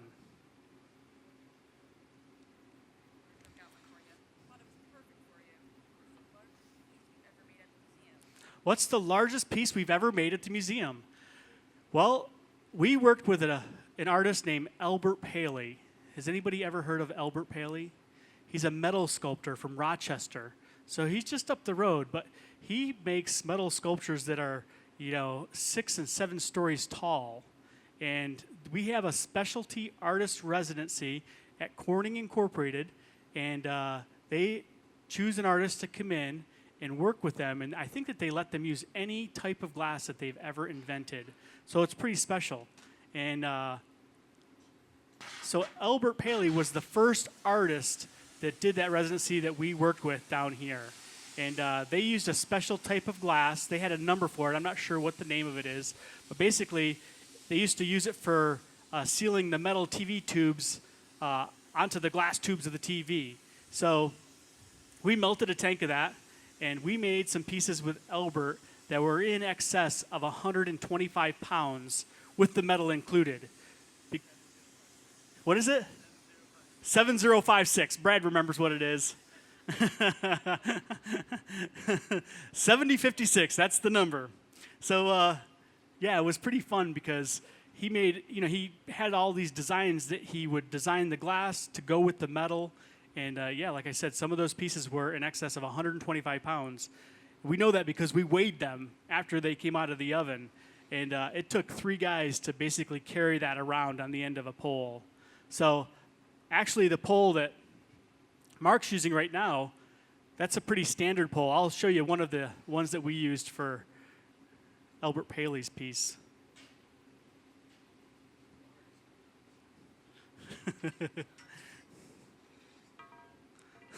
Yeah, grab the steering wheel.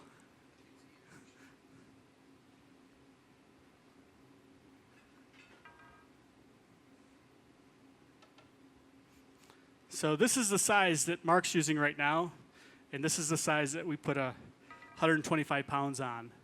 And there is another part to this. It's the steering wheel.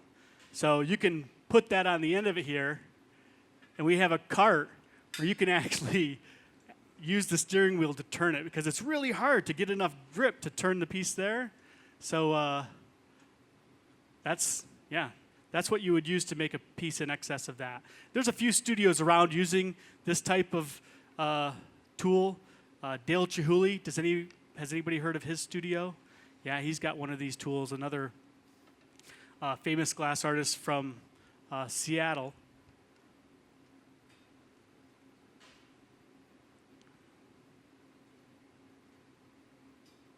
So now you can see he's starting to separate the piece of glass that he's going to shape into a marble. So we had a question, when's he going to make it round? How does he make it round? You don't want to turn away. This is exactly how he's going to do it. He's going to heat this area and start to use a graphite block to shape it into a nice round sphere. It's the valley of eventual separation. The valley of eventual separation.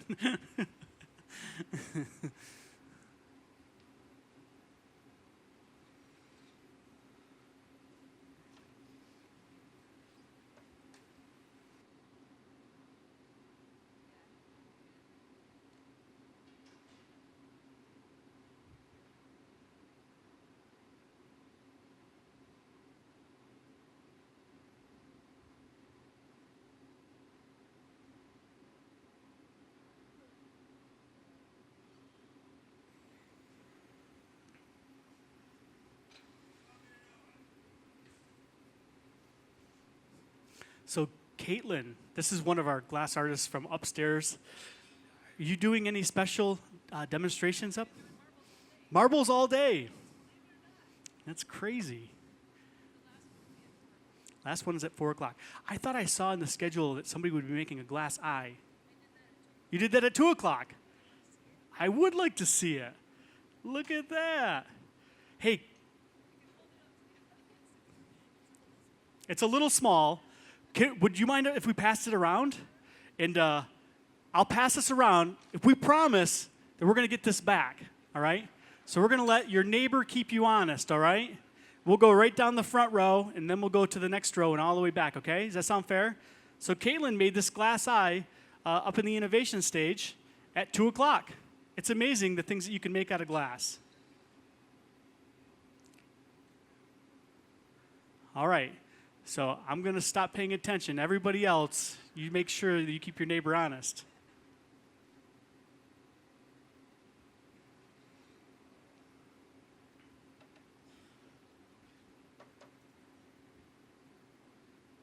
So this is the block. You can start to see this is where he's getting that really round sphere. The kiss of perfection.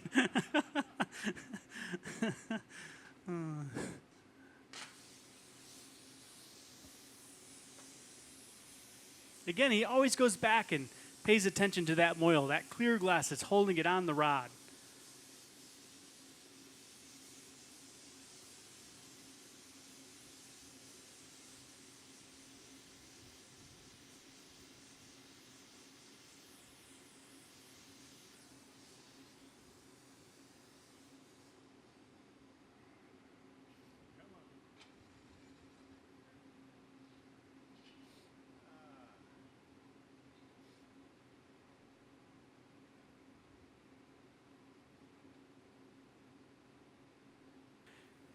Yeah, is it the color that tells him?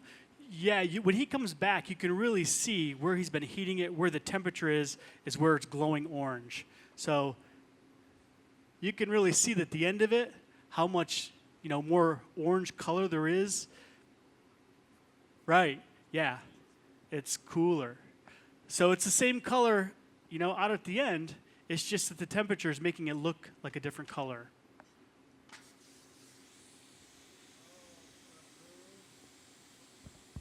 So at some point, he's got a really nice round shape. We're going to see him start to squeeze it down even more. And like I said, when he gets ready to break this off of there, it'll be constricted really, really tight. He'll put it on that brick. He's going to break it off and then finish it with the little torch and a pair of tweezers.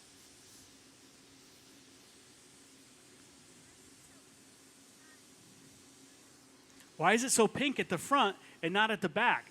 Well, if you look when he goes into the reheating furnace here, inside of the furnace, it's really hot in the far back, and it's colder in the front where the doors are. So when he goes in there, that end of it is all the way inside the furnace, so it's getting hotter than the glass in the back. And the hotter glass is always pink, and the colder glass is always dark. Yep.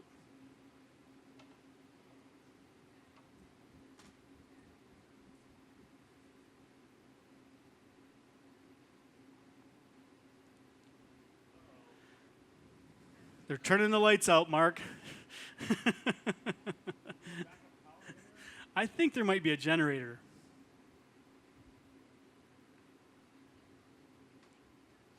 He said he's going to make 3 marbles off of this. So I think he has it pretty much spaced out. Yep.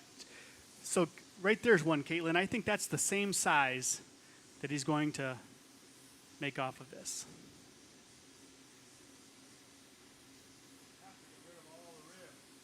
Yeah, so when you're using that graphite ring tool, it can leave marks when the glass is very hot. When he's heating it with the torch, it's susceptible to making grooves in it. So he can heat that up and really smooth it out. I mean, where we're sitting, it looks very round and very smooth, but he's looking, he's really close to it. He can see any little imperfection that's in the marble.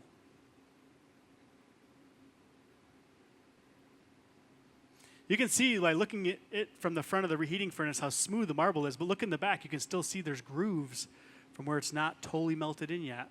So once he gets this one off of there, then he'll heat the next section up and really smooth that out also.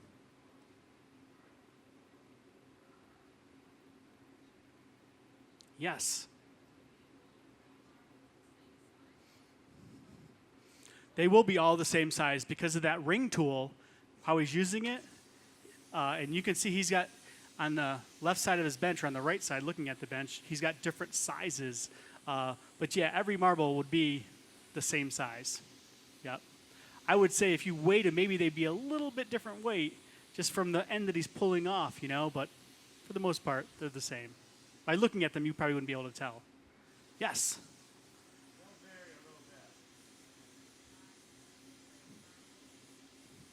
Yeah.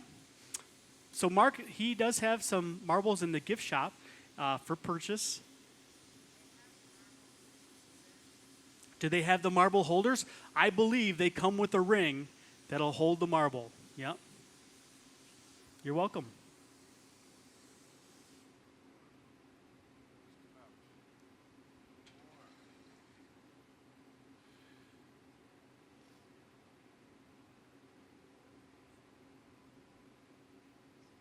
Yeah. How do we get the picture from inside of the furnace? That's a good question. We have a camera on the back of it, but it's looking through a window of glass that's made out of fused silica. Now, fused silica was developed here in Corning in the 1930s. It's the same type of glass they use on the space shuttle's windows, but it'll really withstand very high temperatures. I think temperatures of excess of 4,000 degrees. So another interesting thing about that is that furnace, we actually turn that off every night. So it takes about an hour to heat up in the morning. So it goes from room temperature to 2,100 degrees in an hour, and it doesn't affect that fused silica at all. And that's been in there for probably 3 years. Yeah. Do you have another question?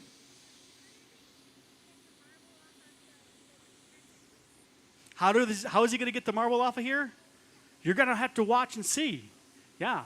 He's close. He's getting really close. He's squeezing it down. You can see he's really getting rid of all those marks.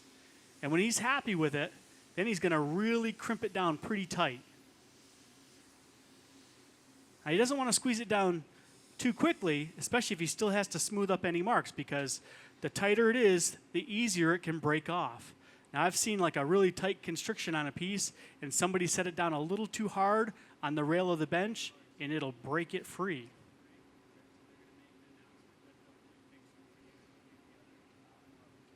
I wonder if that's ever happened to Mark. After 40 years, I bet you anything that you can imagine has happened.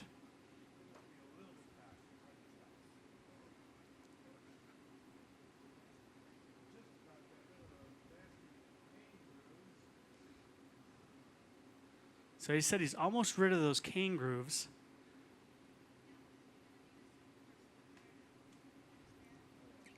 Nope. He's a one-man show.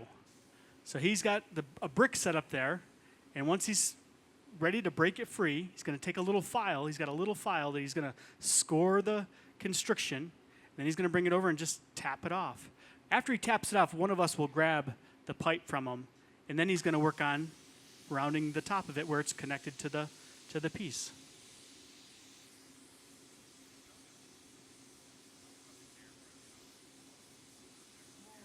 So the camera is protected by a piece of glass called fused silica.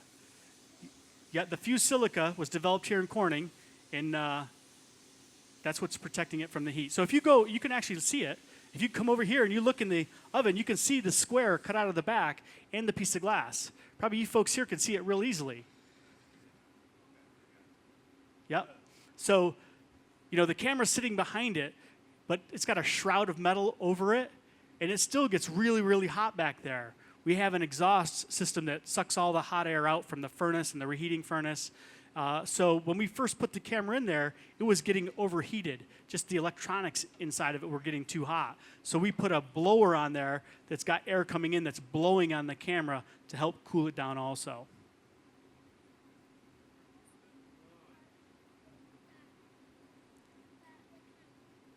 What's the blue part?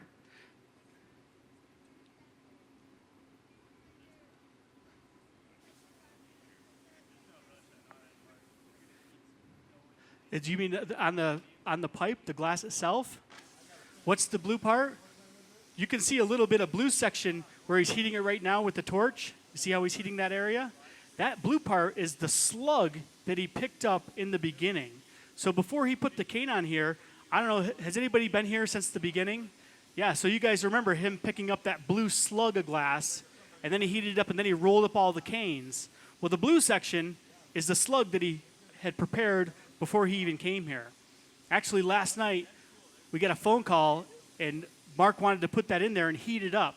Because the slug was really thick glass, you can't just put it in the oven and bring it up to 900 degrees like in 15 minutes. You have to bring it up over hours. So we put it on a 12-hour program to slowly bring the piece of glass up from room temperature to 950 degrees. So when we came in this morning, it was hot and ready to go. That's what it is. Yeah, it's the blue slug. 10 minutes here. Maybe the last time. Yep. Perfect.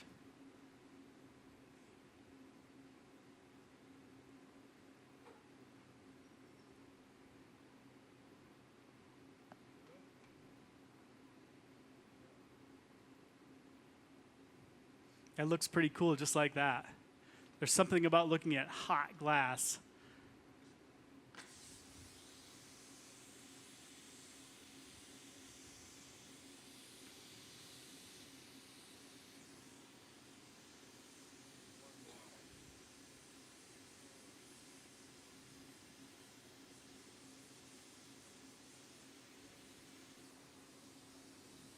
I can see where he's really specifically heating the back side of that sphere because there's probably still some lines in there from that graphite ring.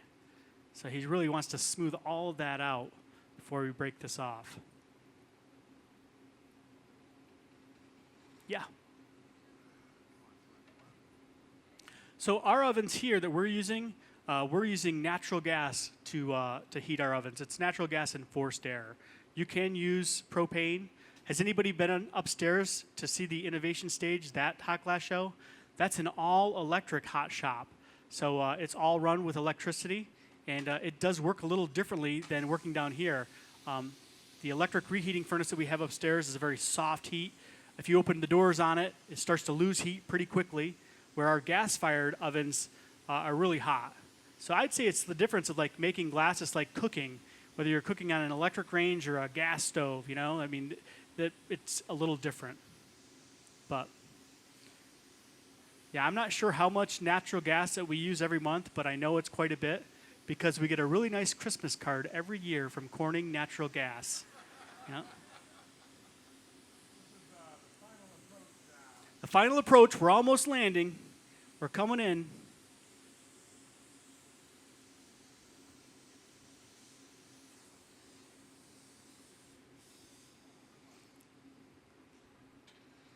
I would assume he's going to squeeze it down even a little tighter, make a really small termination, so when he breaks it off, he'll have that much less to remove.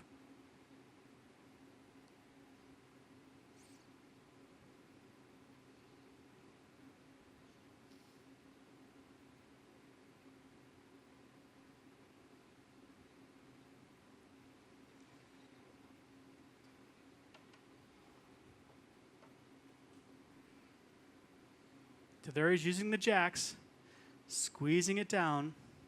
And having the temperature, having it this hot, really helps him so it doesn't leave a lot of marks or like a lot of crizzle.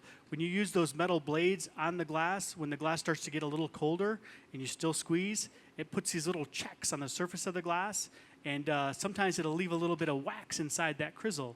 So he wants to make sure that he has very little left to remove. You can see how tightly it's squeezed down there. It's about twice as far as it was before he came out of the furnace. You can see how that area really cools down.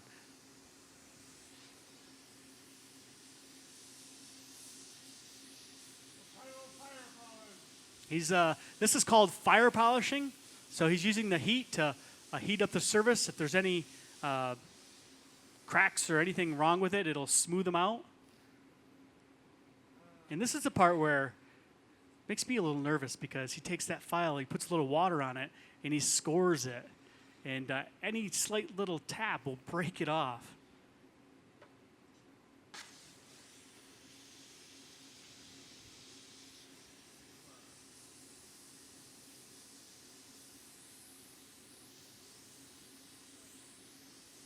You can really see the separation of the canes too. So in between the yellow and the red, the small canes, and the big white stripes of cane, there's a separation in there where they're not touching. And that's why he took so long and was so conscious about heating it and rolling it so many times so it didn't just get smushed together.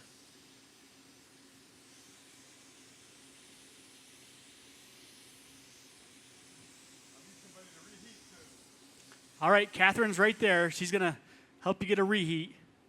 All right, good. Just keep it from blowing up. Yeah. Don't get warm at all, really. I get just a little bit of. No, there's ways that you can stop it. If you let the plug of glass, like when he breaks off this sphere at the end, he could take that and let it cool down where it's not moving anymore, but it's still above 1,000 degrees. And this piece of equipment here, this is called a garage. It's got 2 doors in it. So on this side, this is where the thermocouple, this is what reads the temperature. It's about 1,025 degrees over here.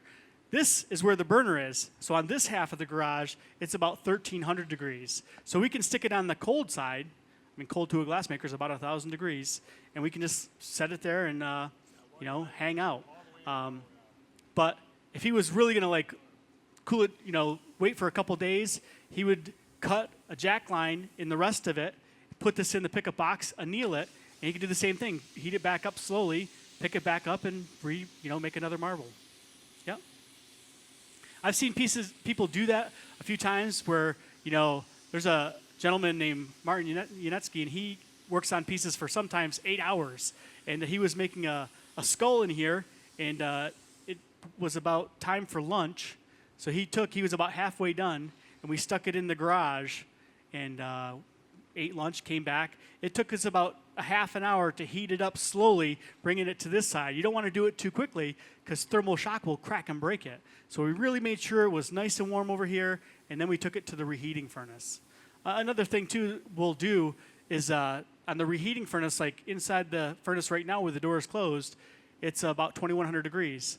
We'll turn the oven off and open the doors and let it cool down to about 1300 degrees, and then come out of the garage and go into the reheating furnace without it cracking. All right, here we go. This is where we're going to remove it. Just like that, it pops right off. Now watch, this is pretty cool to see how he finishes it. Brad's going to come right over and get a close-up shot. This is a really good shot up here. You can see the area. He's going to remove some of that. So he starts with the shears and he squeezes it together.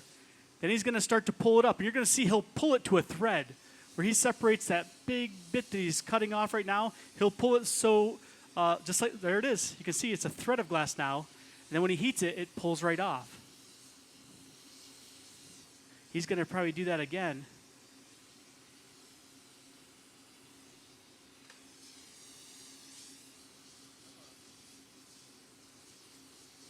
Now he's going to use a graphite paddle to smooth the rest of that. You can see by heating it, it's starting to melt back into the round sphere. Now he's just going to do a little extra shaping with the paddle.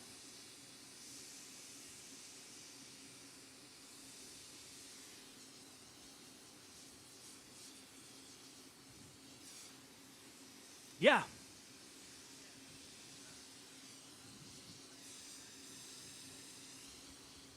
What's the approximate diameter and the weight of this marble? I'm going to ask Mark.